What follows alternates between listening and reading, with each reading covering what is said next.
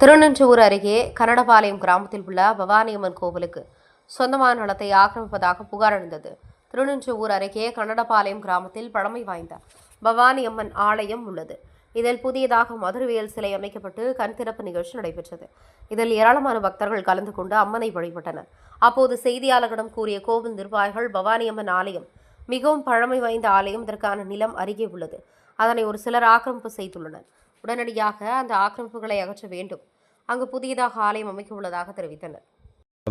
சிவாய நகர். நம்ம மதுரா கன்னடபாளையம் நத்தமேடு கிராமம், திருவள்ளூர் மாவட்டம், ஸ்ரீ பவானியம்மன் ஆலயம். இந்த ஆலயம் பார்த்திங்கன்னா ஒரு 60 வருஷம் கிட்டத்தட்ட பழமையான ஆலயம்.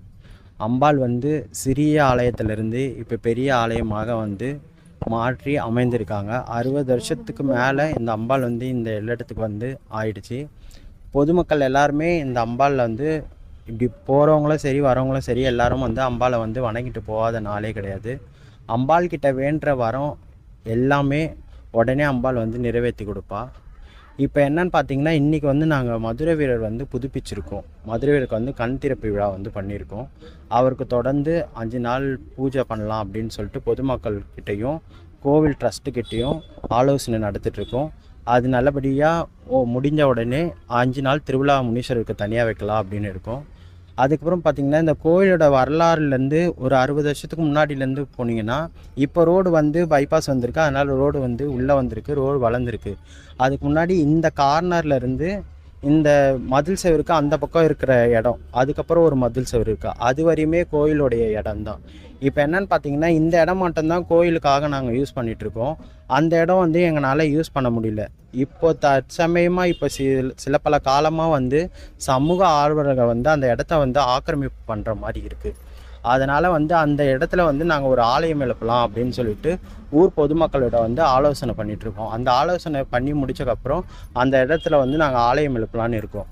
அந்த இடம் யாரும் ஆக்கிரமிப்பு பண்ணக்கூடாது. இது பவானியம்மன் கோயிலுக்கு சார்ந்த இடம். கோவில் பற்றி பொதுமக்களிடம் 2 வார்த்தை வேணால் கேளுங்க. அம்பாள் பற்றி சிறப்பு. ஓம் சிவாய நமக. ஓம் சிவசக்தி தாயே துணை. நான் இங்கே 24 வருஷம் ஆச்சு. 24 வருஷமாக அம்பாளை வணங்கிட்டு தான் போகிறேன். பெரிய பிரச்சனைகள்லாம் எவ்வளவோ தீர்த்து வச்சுருக்கா. அதனால் நம்பிக்கையோடு நம்ம அம்பாளை வேண்டிக்கிட்டு போனால் நிச்சயமாக நல்லது நடக்கும்.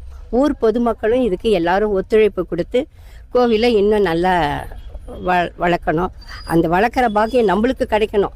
அம்பாளை நம்ம வளர்க்குறதுக்கு கிடையாது, அம்பாளை வளர்க்குற பாக்கியம் நம்மளுக்கு கிடைச்சிருக்கு. நம்ம அதை பயன்படுத்திக்கணும். வணக்கம், என் பேர் உமா. இந்த ஊரில் நான் 25 வருஷம் ஆச்சு நான் கல்யாணம் பண்ணது. இந்த அம்மா கோயிலுக்கு வரேன். எப்போவுமே எனக்கு எல்லாமே நல்லது நடக்குது. நான் வெள்ளிக்கிழமை எனக்கு விளக்கு போட்டு வீட்டுக்கு போனால் மன நிறைவோடு நான் இருக்கேன். எப்போயுமே எனக்கு சந்தோஷமாக இருக்குது.